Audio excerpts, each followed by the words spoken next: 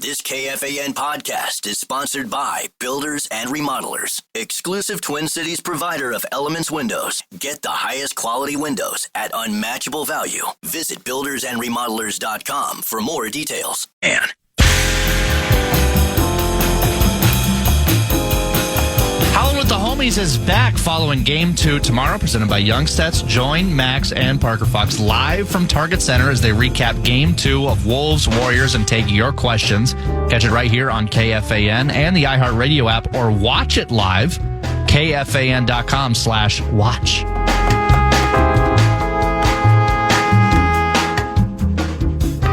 All right, we tip off the 11 o'clock hour. Dave Sinekin in for Paul Allen. My thanks to Double T for sitting in for a little quasi in the zone on a Wednesday. He and I are back Saturday morning in our usual spot as we will get set for Game 3 on Saturday, as the Wolves-Warriors series will shift to San Francisco, hopefully at 1-1. Wolves likely will not face Steph Curry tomorrow night, and we'll see how long he might be out. Again, MRI on the left hamstring today is scheduled. You know, he's 36. Games are every other day. Not far-fetched to believe, he might miss, these next 3 games.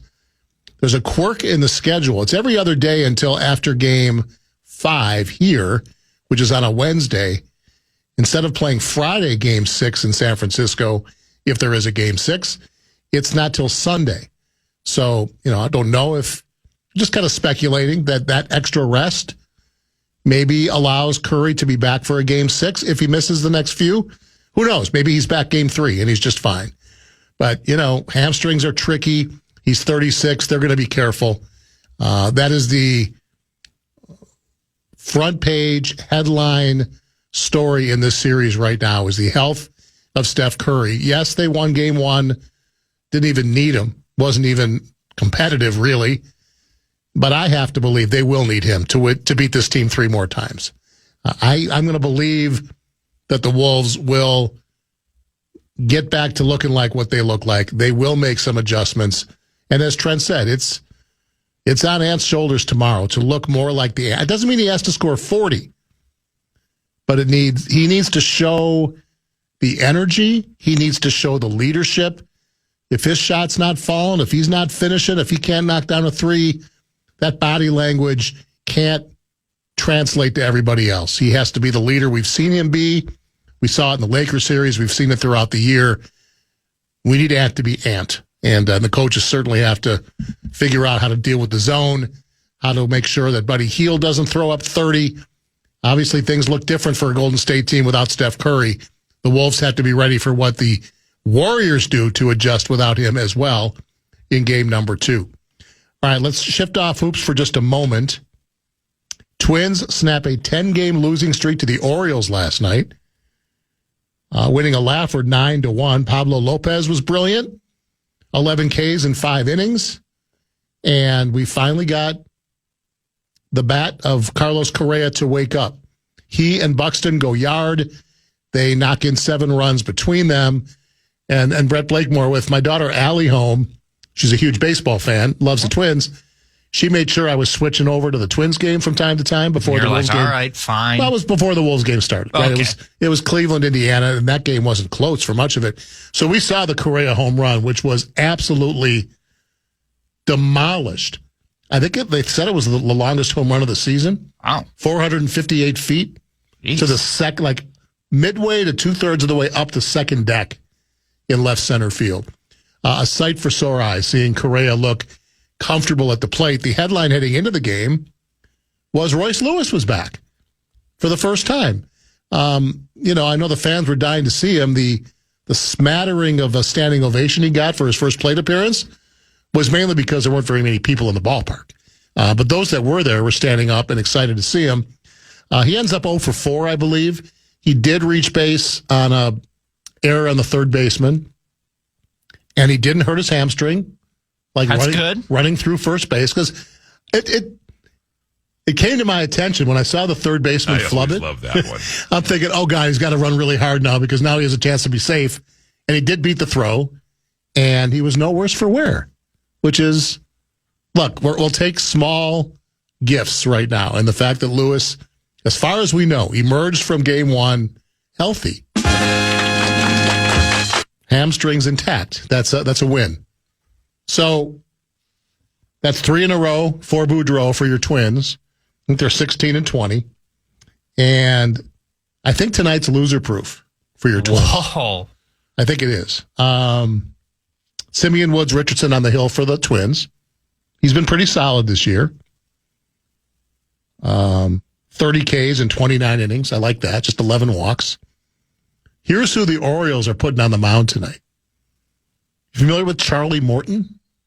I've heard the name. Have you? Yeah. Well, I'm not a big baseball guy. No surprise I believe never heard he played for my team for a Did he? minute. Somehow they let him go. Your Braves let him go.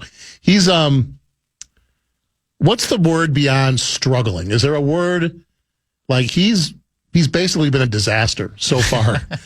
He's 0-6 for your Orioles, who are 13-21 for the season. A sparkling ERA of 9.76. A whip of 2.20. I've never seen a whip like in the twos before. Yeah, it's a lot. In 27 innings, he has 21 walks and has given up 7 home runs in 21 innings. I'm calling it loser-proof tonight. Wolves make it 2 straight over the Orioles, 4 straight overall on what should be a lovely night for baseball at Target Field. There's nothing like adding to the stakes of a May 7th baseball game than us calling it loser-proof. Because that gives us something to... Because then if they lose, then we're going to get ripped. For sure. That's the beauty of it. I throw the phrase out way too often. If it's fun. I'm calling the Wolves game tomorrow night loser-proof. I know I shouldn't. Draymond and Jimmy and company may have something to say as, the Wolves are going to be tight. They know, just like Cleveland knew last night. Like, if you lose game 1 at home, you have to win game 2. And as we said, all 4 home teams in the playoffs in the NBA lost game 1.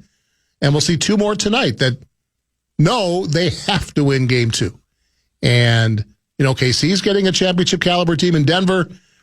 Boston, I have no concerns. I don't see the Knicks having the fortitude of making it 2. I think they're happy with their split. Maybe Tibbs will even, dare I say, use his bench a little bit after stealing game 1 and give his guys, a little bit of rest, maybe not play him 45 minutes.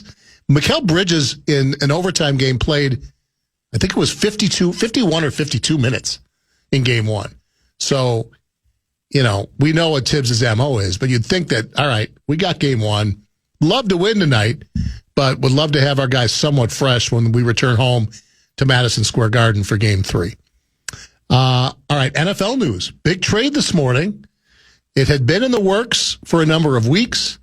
The Pittsburgh Steelers have traded wide receiver George Pickens to the Dallas Cowboys. Perhaps you've seen that. For a 3rd-round pick, and then there's probably going to be some pick swaps or, a 6th for a 5th or whatever they do. That hasn't all been sorted out or at least reported yet. So Dallas gets their bookend to CeeDee Lamb with George Pickens. Remember when Pickens, the draft he was in, he was one of those that we Packer fans were sort of circled like, all right, if we're finally going to get that 1st-round receiver, Pickens might be the guy. And the Packers passed on him, and he's very good. There's no question. The talent is there. He's big. He's fast. He's really good catching contested passes, really good on deep throws. But there's a problem. He comes with a significant amount of baggage, and not the kind of baggage you could just like carry on the plane and put above your seat. It's baggage you have to check. It's baggage where it's heavy enough where they're going to put it on the scale to see if it's over 50 pounds and it's going to cost you extra. It's going out to the coin toss when you're not a captain type baggage. It's that kind of baggage. Yeah. And that's why Pittsburgh was ready to part with a guy who's, at his best, a really talented wide receiver. But he had a number of on-field transgressions where you could see the effort wasn't there. If he's not getting the ball thrown his way, you can tell. He lets you know. He lets his quarterback know. He lets his coaches know. He's not happy about it. And Pittsburgh doesn't roll that way. You know what? We don't need that. We're just fine. If it's going to be about you, we will find another home for you. And when they traded for DK Metcalf, and parted with a second-round pick, the writing was on the wall. Yes, it sounds good. Wow, Metcalf and Pickens, that's a nice pair of receivers right there. That's going to entice Aaron Rodgers to come to Pittsburgh. But I think certainly Steeler fans knew there was a really good chance they were going to move on from Pickens. They didn't want to deal with it anymore. They weren't sure he was going to grow up. Dallas loves those kind of players. Bring him on. Well, he'll come into our house.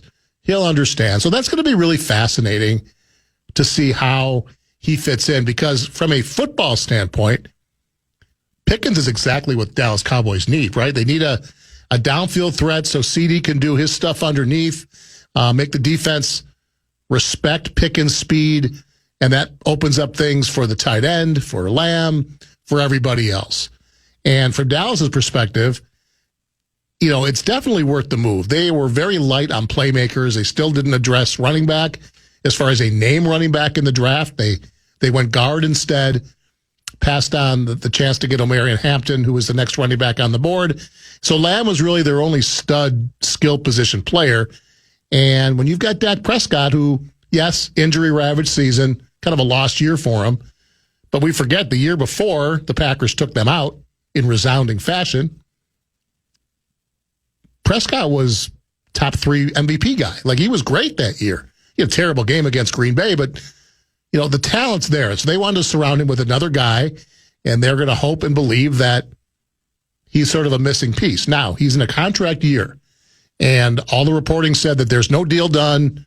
He's playing out right now his last year. Whether the Cowboys decide to tear up his deal and send him to a lucrative new deal now, unlikely, but possible. They could certainly tag him after the season, which, knowing George Pickens, probably not going to be happy about that. Or, worst case scenario, it doesn't work out and he becomes a free agent. They're going to get a compensatory pick that'll probably be almost close to what they gave up, a third-round pick to Pittsburgh. So I understand don't you think it's a very Dallas Cowboys move to add a name, fantasy football piece, knowing that there's issues with the character, but maybe they believe coming into America's team, they can work with that. Maybe he'll have a come to Jesus moment that he let a really nice opportunity with a great franchise get away.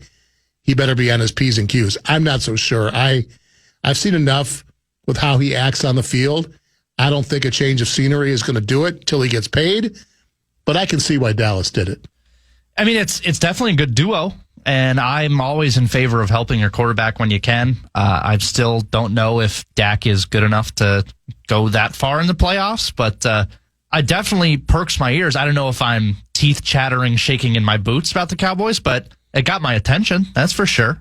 So, I mean, if you make a move like that, it is a very Cowboys big splash, because they got to be in the news, right? We got to be talking about the Cowboys, and I'm sure if you turn on ESPN, I'm sure they're looking at it. It's been pretty a while, much all day, for sure. I'm sure they will. And then it's been a while since we've gone into a season where Dallas feels like the third best team in its own division, right? They're used to being the talk of the East. Now you got the Super Bowl champs and the up and coming Commanders, and no one's really talking about Dallas. So let's add George Pickens to the mix, Pickens and Lamb, and you're on your own from there. I can see why they did it. As we go to break, Mike Kachaska reminds us as I mock the Orioles starter Charlie Morton tonight. Mike writes, if you guys have ever watched Twins baseball, then you know that Charlie Morton is about to look like a mix between Sandy Koufax and Satchel Paige. Very nicely done.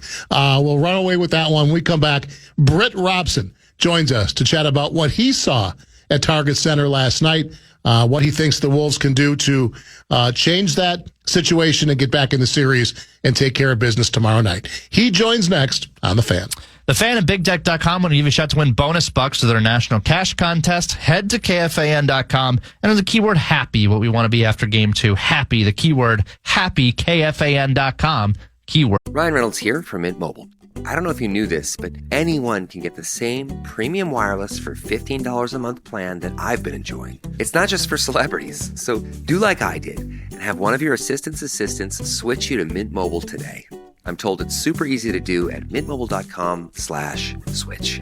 Upfront payment of $45 for 3-month plan, equivalent to $15 per month required. Intro rate first 3 months only, then full price plan options available. Taxes and fees extra. See full terms at mintmobile.com. Hi, this is Javon, your Blinds.com design consultant. Oh, wow. A real person. Yep, I'm here to help with everything from selecting the perfect window treatments to... Well, I've got a complicated project. No problem. We make the complex simple. I can even help schedule a professional measure and install. I didn't realize you did that. We can also send you samples fast and free. Wow. I mean, I always thought I needed a designer to come to my home, but scheduling's always a nightmare. Not with Blinds.com. We're on your schedule. And there's no haggling, pressure, or hidden fees either. I just might have to do more. Whatever you need. How about you tell me what you had in mind? Okay, then. So the first room we're looking at is for guests coming over, and I'm thinking of something... Blinds.com has covered over 25 million windows, all backed by a 100% satisfaction guarantee. Shop Blinds.com now and get up to 50% off with minimum purchase. Rules and restrictions may apply. House.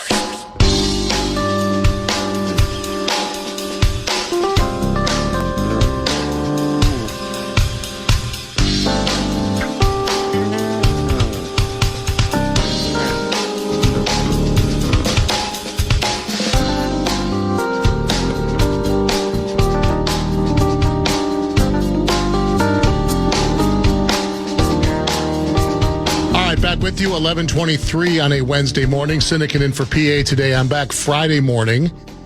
I know I'll have Dane Moore in studio for the 11 o'clock hour. Very excited about that. Haven't chatted with Dane ever. He'll join for the final hour as we will react to Game 2 on Friday morning. Russo in this seat tomorrow for a little hockey talk, I'm sure. We're taking care of the hoops today, reacting to what we saw at Target Center last night, and very pleased to have one of my favorite people to talk basketball with, the great Britt Robson, who has covered the Wolves since inception, currently writes for MinPost.com. It was a late night. It was an early morning. Glad to have you with us. Britt, how are we doing this morning? Good, my pleasure. So let's start here. How surprised were you by what you saw from this team, mostly offensively, last night? Did that come as a shock to you? What was your immediate reaction watching what you watched unfold? I was not shocked because when I didn't know whether the Wolves were playing Golden State or Houston, I did kind of a deep dive on both of them, and one of the ways to do that, obviously, is to watch all the games that they played, the 7 games they played against each other. And then I went back and looked at some stats, and they are an elite defensive team. Since they got Jimmy Butler on February 8th, they led the NBA in points allowed per possession, which is defensive efficiency, usually the main analytic yardstick by which you measure a team. They created more turnovers on the opposition than any team in the NBA, and they scored more points off those turnovers than anybody in the NBA. They were second only to Orlando in the paucity of shots taken. They reduced opponents to taking like 85 shots a game, well below the league average. So even though Steph Curry is the one that makes the jaws drop and is always going to be the identity of the Warriors, their defense won them 4 rings as much as their offense did. And this year, their defense is what really matters to them, as the Timberwolves found out to their regret last night. Yeah, it was a historically bad offensive game. I think .667 per possession, and I think the worst number they had all year was about 900. So it was just an awful night offensively. And as much has been written about the game, it felt like the team sort of fed off Ant's lack of energy, lack of just need to resolve to get out to a fast start. How much did you see of Ant's energy not being what we expect it to be on the offensive end? What do you think played into it beyond Golden State's tenacity defensively? Talk to me about what you saw from number 5 last night. Yeah, to be honest with you, if I hadn't gone to the post game and talked to Chris Finch or heard Chris Finch and then gone into the locker room and interviewed and spoke with Mike Conley, who I regard as 2 of the elite minds when it comes to Timberwolves offense, I probably would have said that Ant was one among many that were just bad. But the more I got into it, the more I thought about it. Ant not only is the leader of this team and is the guy who stirs the drink, whatever cliche you want to use, he also was kind of the leader in a lassitude, a laziness in terms of moving the ball, moving without the ball, and making quick decisions, which are the three tenets of Chris Finch's flow offense. And what Finch was talking about was, the decision-making in transition was terrible, but also the extra pass wasn't happening. The movement off the ball wasn't happening. Conley got into it a little bit more in terms of saying, the drive and kick is the easy stuff. You can get a decent look on a drive and kick, but when you're swinging the ball and everybody is moving, that's when you have some traction and some momentum to your offense. And after a terrible 7 for 47 performance in which they got away with it in Game 5 against the Lakers, I think the dread of starting so terribly from deep infected the Wolves, and I think also, for whatever reason, led by Ant, but including most of the roster, they did not move without the ball. They did not move the ball. They settled for decent shots rather than momentum-generating good shots, and they didn't even make those decent shots. So as much as I think Golden State did play a really good game, I do think that the Wolves came out somewhat flat. Certainly in terms of offense, I think they were both lazy to begin with, and I think that they began to dread their failure once that failure from the Lakers game bled into this game. There was a period of time where from just before the halftime of Game 5 against the Lakers into early in the third quarter against Golden State, that 4+ quarters, the Wolves were 1 for 35 from three. They made one shot, Mike Conley's shot in the fourth quarter against the Lakers. It's just, that kind of percentage, 1 for 35, involves bad luck, but it also involves bad execution and indifferent follow-through on what you're doing. So they go into the locker room having scored a grand total of 31 points. They're down 13. It's not insurmountable. They probably are told at halftime that Curry will not be coming back, whether that's good news or bad news as far as how the team's minds react to that. But I think like many Wolves fans, knowing that Curry's out and it was a historically bad half and they've been off for 6 days and we've seen other home teams struggle, particularly in the first half, to get their footing, I kind of felt like, all right, things are going to calm down in the second half and they're going to figure this thing out. And obviously nothing could be further from the truth. They lost 7 points in the third quarter and gave up 36 points to a team in the quarter that didn't have Steph Curry.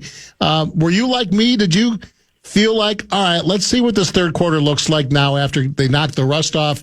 And if so, how surprised were you that it got even worse? I was a little surprised. I did. You framed it, I think, pretty well in terms of the optimistic view of what might happen in the second half.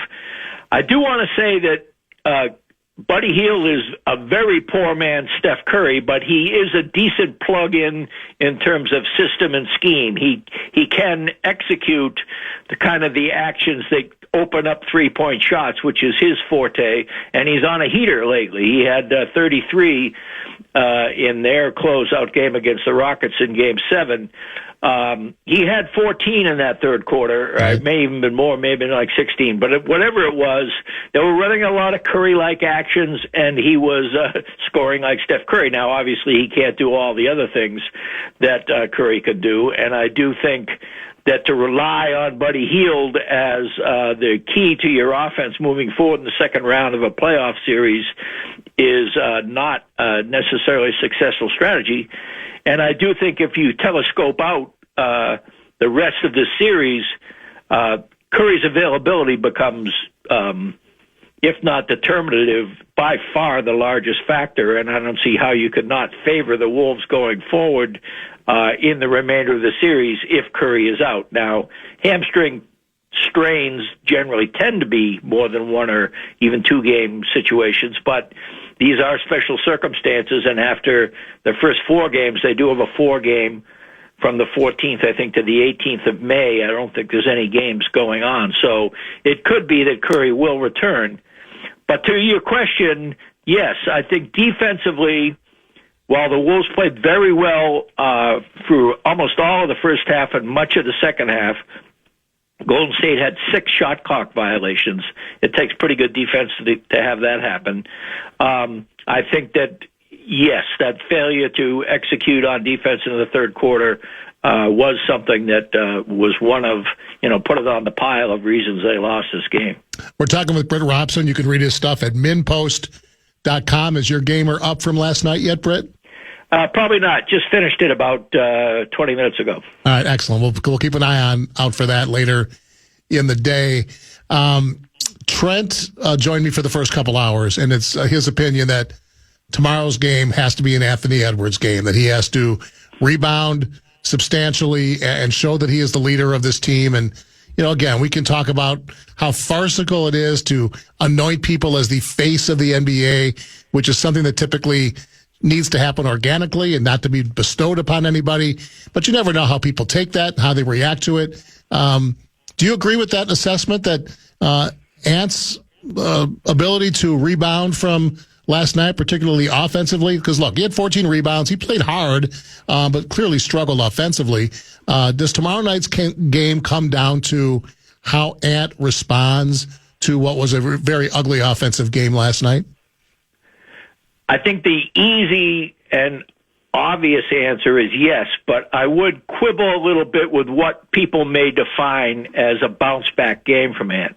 One of the things that has characterized this Wolves surgence in the second half of the season since about the 1st of February has been the fact that they played a lot more intelligently in terms of ball movement and in terms of how they execute their schemes. And a lot of that is less hero ball from Ant, smarter, quicker decisions, and also choosing when he can dominate and then dominating. I think if that happens, then the Wolves are in very good shape. I think if Ant comes out and says, I'm getting 45 tonight, that still may work against a team without Curry, but I do not think it is the best formula for this team moving forward. It has not proven to be the best formula for this offense this entire season.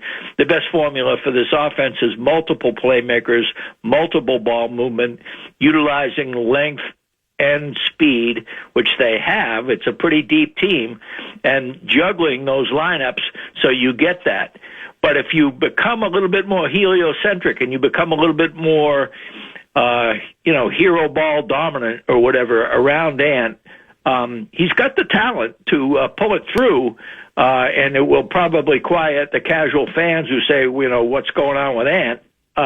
But I do think what I would like to see is a return of Ant from the Lakers series, a return of Ant from what we saw in much of late March and April, and I think we will. I mean, I think that Anthony Edwards has matured. I think he is a leader. I think he had a rough game last night, and Finch called him out for it. I think one of the things that happened there is that Finch, this is an exaggerated comparison because this is the quintessential comparison, but when Greg Popovich used to call out Tim Duncan as a means of spreading the blame throughout his team, but doing it in that kind of a way, I think Ant is taking a lot of Finch's criticism because the team did a lot of the same things Ant did in terms of not executing the offense right. But I do think that Ant needs a bounce-back game. I think he'll get a bounce-back game, whether that means 40 points or more what Finch prefers, which is the near triple-double that Ant gets, the 25, 9, and 7 or something. That's the kind of game I want to see out of him. With you, like the Lakers, the Warriors like to play small ball, and the Wolves kind of played into their hands last night. To that point, how important is Rudy Gobert in this series? He played just 26 minutes, didn't get a lot of opportunities in the second and third quarters. We did see them late when they were struggling to try to get back into the game, find him down low. He dunked over Butler once. Can he be an important factor, and should he be an important factor in this series against a team that would choose not to put Looney on the floor and play small with Butler and Draymond and those guys up front? Yeah, I do think if Gobert is on the floor, then Looney has to be on the floor. Looney is, I think Kerr's refusal to use Looney earlier in the Houston series when Houston was going with their two bigs, Sengun and Steven Adams, was a mistake, and I think he corrected that in Game 7. Looney got minutes against Gobert early. I think Looney against Naz Reid is a huge mistake. Naz just torched him a couple of times off the bounce. But I do think that Rudy has his moments. I also think he will be more important on defense than on offense.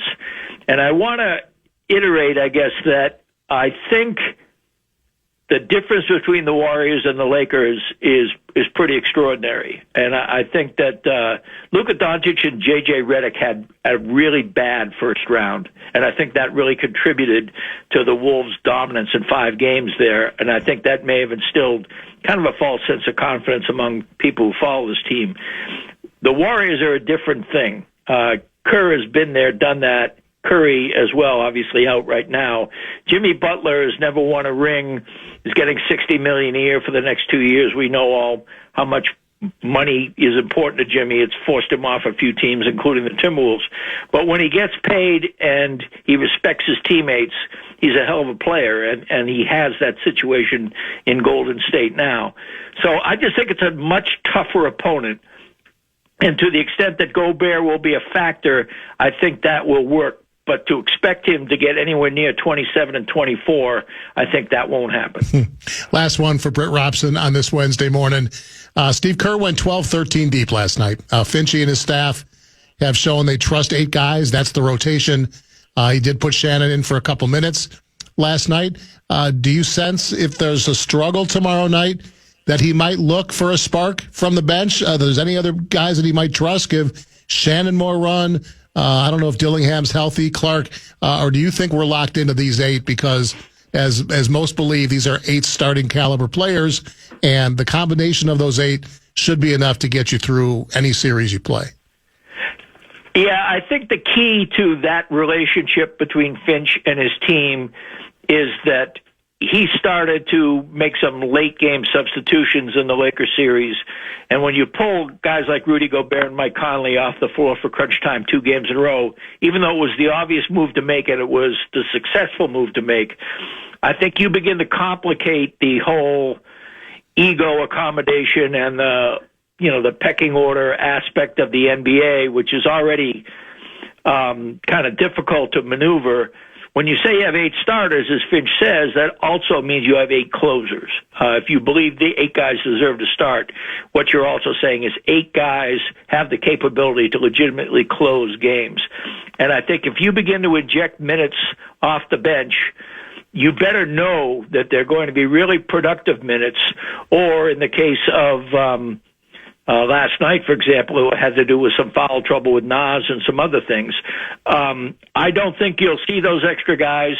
I do think that there will be some creative substitutions that happen and that he'll juggle the 8 players as a means of counter strategy more than he will add to the roster.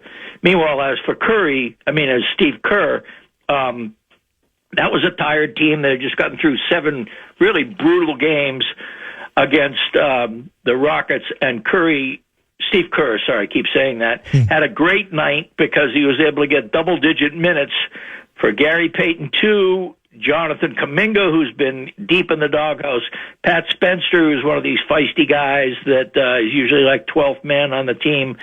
Getting those minutes with those guys really helps the attitude and morale of that team, and because of Curry being out, they are going to have to extend their bench. So I think that you'll see Kerr still continue to utilize his bench more than Chris Finch does if you're talking about going beyond 8.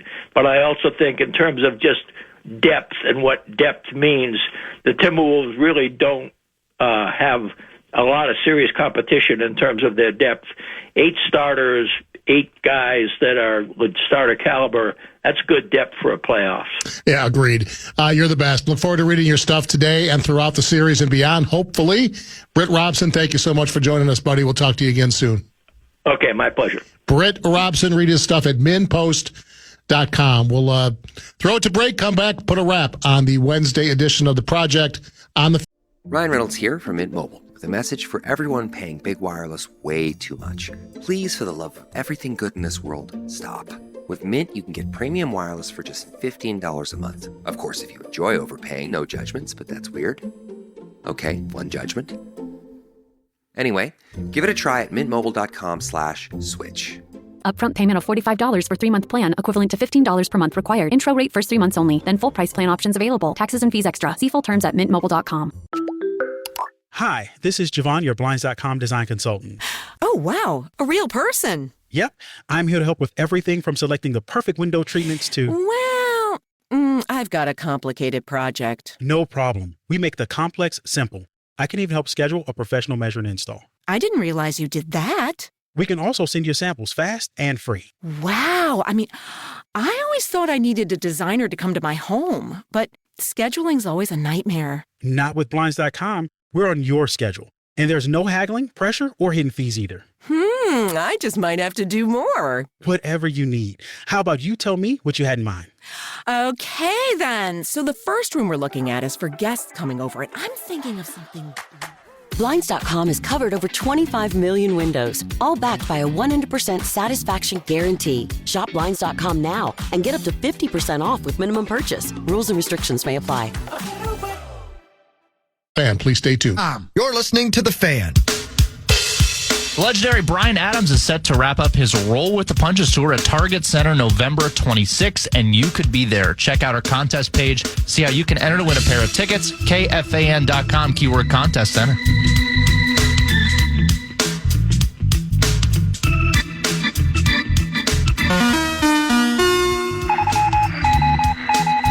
All right, we knew MRI was happening on Steph Curry's hamstring this morning. We have a degree of clarity. A Shams bomb hit X in the last 5 minutes. According to Shams, Golden State Stephen Curry has sustained a grade 1 left hamstring strain and will be ruled out for Game 2 against Minnesota on Thursday, sources tell ESPN. It's the first, this is incredible. What is he, 36? It's the first strained muscle of Curry's career. So exact return timetable is unclear due to first rehab like this. How do you play 2005 draft, whatever 2000, what draft was he in? 2009, whatever it was. He's never had a strained muscle in his career. So grade 1 left hamstring. It's kind of for me like DEFCON 1. I never remember which is the bad one. DEFCON. Yeah, I know. So I Googled grade 1 hamstring strain. Because I don't know if that means that's the worst possible one or the least bad one.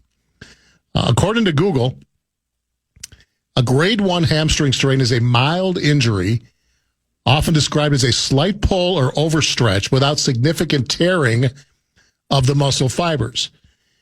It typically causes mild pain, tenderness, and potentially some stiffness, but minimal swelling and no major loss of strength. Recovery from a grade 1 strain usually takes a few days to a couple of weeks with proper treatment. So, it's interesting. So he's never had this injury. He's going to gut out whenever he feels like he can gut it out. Mm-hmm. So we know he's out Thursday night. They'll play again Saturday and Monday, right? Games 3 and 4, I believe, are Saturday, Sunday, and then game 5, or Saturday, Monday, and then game 5's Wednesday. And then they don't play again till Sunday. So you would think by game 6, for sure he's back, and certainly maybe sooner. Maybe he's back for game 3. But they're going to be very careful, obviously, with Stephen Curry. I don't think we can just assume he's out once the series resumes in San Francisco. We do know this. The Wolves need to win a game on the road now. And it begins tomorrow at home. You absolutely must win that one. You lose the first 2 at home, you don't win the series. It's happened, I think you can count on one hand how many times teams have won after losing the first 2 at home. Cleveland, the top seed in the East, faces that right now, and they're down 3 significant players who missed last night's game, a game they had until the final seconds. And now they're going to Indiana, likely without 2 or 3 guys. 2 teams tonight are looking to avoid that fate. Boston and OKC are heavily favored to take care of business and square their series before they head on the road. And the Wolves are still significant favorites in this series. I saw Jace Frederick of Pioneer Press tweeted out a little while ago. Heading into the series, Minnesota was minus 180. And if you're not a betting man, that means you'd have to bet $180 to win 100. So they're significant favorites. Following last night's game, they are now minus 165. So a slight diminishing of favorite, but still, you'd have to bet $165 to win 100 on the Wolves winning the series. So they're still favored substantially because of Steph Curry's hamstring. That has become the overarching story of this series. I said it earlier, and I'll say it again. If Steph Curry does not return in this series, I don't think Minnesota loses the series. I think they will get their act together. I think they will figure out that tenacious defense that Golden State plays. As horrific as last night was, they lost by 11. They got it down to 9. Ant misses a 3. They score 5 straight, and it's ball game. But Draymond's not making 5 threes every game or any game. And they'll have an answer for Buddy Hield. They have to. Without Steph, Buddy Hield becomes the dangerous offensive player. I put Jaden McDaniels on Buddy Hield. I don't know if Trent agrees with me on that one, but I'm going with that. They had McDaniels chasing around Curry. I think they'll have McDaniels chasing around Hield. And whether you put Randall on Butler and let Gobert deal with Draymond, there are concerns there with Draymond's playmaking ability. I thought Draymond Green was the best player on the court last night. He steps up when it matters most, and he had none of the shenanigans. He didn't have the flagrant fouls. He didn't bait Gobert and this team into doing things dumb between the ears. So he's a dangerous playoff player. But if Curry is not out there, I don't see Golden State winning 3 more games in the series. I think Steph will be back at some point later. Whenever that happens, Minnesota has to take that advantage and win the games Curry doesn't play. It begins tomorrow night. Will Ant bounce back? Will this team bounce back offensively and just come out with the energy and the desperation that the situation calls for? Didn't see it last night. Saw a team that had been off for 6 days. Saw a team that wasn't ready to match the tenacity that the Warriors brought. And they paid for it. They paid the price. The inability to knock down a 3, that's going to end. They're not going to shoot 15%, but they also have to learn how to play against the zone, attack it, as Double T said, get that ball in the middle, and make them pay for playing a zone defense with the talent you have. Series isn't over. It continues tomorrow night, but an ominous beginning. We'll see if the Wolves can take care of business. It's been a blast sitting in. Russo is in this chair tomorrow. I am back on Friday. My thanks to Brett Blakemore, as always, Double B. Thank you. Thanks to Double T for sitting in the first couple hours. Thanks for Britt Robson joining. I'm back Friday morning to review Game 2. Have a great day, everybody. Podcast today's Paul Allen Show, or listen back to previous show and interviews by going to the iHeartRadio app or KFAN.com. It's almost Mother's Day, and you can now get anything you need delivered with Uber Eats. Well, almost anything. So no, you can't order a relaxing shower, but some beautiful flowers, you bet we deliver those. A bird bath? No. A bath bomb? Absolutely. It's no to a chocolate lab, but yes to some chocolate truffles. So whether it's a last-minute gift for Mother's Day, fresh groceries, or food from your favorite restaurants, get it delivered today with Uber Eats. Order now. Product availability varies by region. See app for details. Okay, have you heard about this? Last year, Degree changed the formula for their Cool Rush deodorant. Their fans rebelled and wanted the old scent back. And Degree listened. That doesn't happen often. They admitted that they effed up and are bringing the original Cool Rush scent back. And it's exactly how you remember it. Cool, crisp, and fresh. There's a reason it's the #1 men's antiperspirant, and it's back in Walmart, Target, and other stores for under $4. So try it and see what the fuss is about. Head to your local stores to try the OG Cool Rush for yourself. Hey, Janice Torres here. And I'm Austin Hankwitz. We're the hosts of Mind the Business Small Business Success Stories, produced by Ruby Studio and Intuit QuickBooks. Catch up on seasons 1 and 2 and join us for a brand new season of the podcast as we talk to small business owners about how they manage and grow their businesses with the help of platforms like Intuit QuickBooks. Listen to Mind the Business Small Business Success Stories on the iHeartRadio app, Apple Podcasts, or wherever you get your podcasts. Here at the Almond Joy Factory, where tropical vibes abound, we use soft, fresh-tasting coconut. The crunchiest almonds and delicious chocolate candy. Ah, but do you know what our most important ingredient is? Sometimes you feel like a nut. Sometimes you don't. Almond Joy's got nuts and something even way better than that. Yes, Almond Joy is made with almonds and joy.